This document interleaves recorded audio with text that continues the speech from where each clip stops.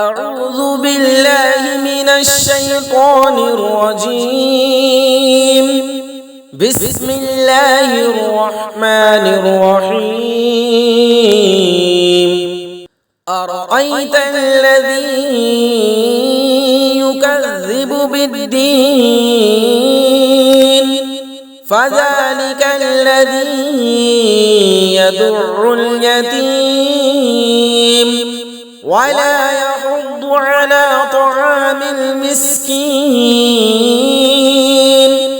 فويل للمصلين الذين هم عن صلاتهم ساهون الذين هم يراءون ويمنعون الماعون।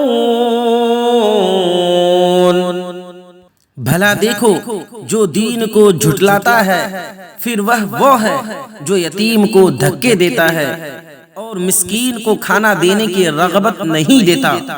तो उन नमाजियों की खराबी है जो अपनी नमाज से भूले बैठे हैं, वह जो दिखावा करते हैं और बरतने की चीज मांगे नहीं देते। सदक़ल्लाहुल अज़ीम।